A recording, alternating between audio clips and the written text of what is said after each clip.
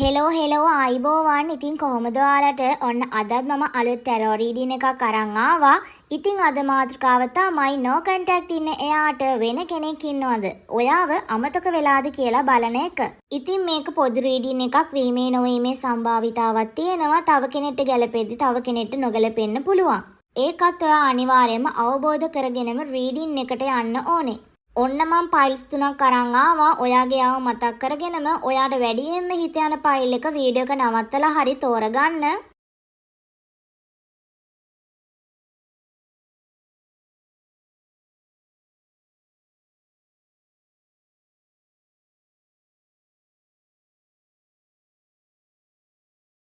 පළවෙනි ෆයිල් එක තෝරගත්තු ඔයාට කියන්න තියෙන්නේ එයා මේ කාලෙදී එයාගේ වැඩවලට ફોකස් කරලා වැඩ කරන ගමන් ඉන්නේ.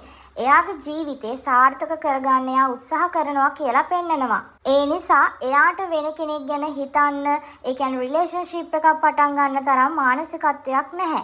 ඒ කියන්නේ මේ කාලේදී යාට වෙන කෙනෙක් එක්ක සම්බන්ධයක් නැහැ කියන එක.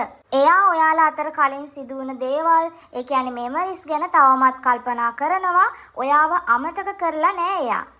එයා වෙනුවෙන් කරපු කැපකිරීම ගැන එයා කෘතඥතාවය දක්වනවා වගේම එයා ඒ ගැන හැම වෙලේම වගේ මතක් කරනවා.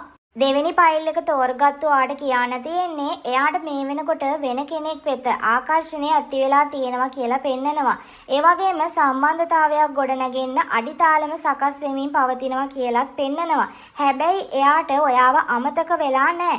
ඒත් එයා දැන් මේ වෙනකොට ඔයාගෙන් ටිකක් දුරස් වෙලා එයාගේම ලෝකෙක තනි වෙලා තමන්ගේ හිතුමනාපෙට වැඩ කරගෙන එයාගේ ලයිෆ් එක ගත කරනවා කියලා තමයි පෙන්නන්නේ.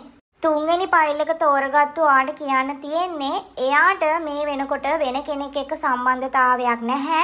ඒ වගේම එයාට ඕනේ ඉක්මනින්ම ඔයා එක්ක රීකනෙක්ට් වෙන්නයි. මේ දවස්වල එයා ගොඩක් බිසි තත්යක ඉන්නේ. ඉතින් එයාට ඔයාව මතකයි. ඒ වගේම එයාට ඕනේ ඔයාවයි එයාගේ අනිත් වැඩයි සමබර කරගන්න. ඉතින් මේ රීඩින් එක ඉවරයි. ඔයාට තව අලුත් ටැරෝ රීඩින්ස් බලන්න ඕන නම් මාව ෆලෝ කරලා තියාගන්න. මගේ YouTube එක subscribe කරලා තියාගන්න. මේ රීඩින් එක ලයික් කරන්න, කමෙන්ට් කරන්න, ෂෙයා කරන්න. එහෙනම් ආයෙම රීඩින් එකකින් එනකම් පරිස්සමෙන් ඉන්න. බුදු සරණයි.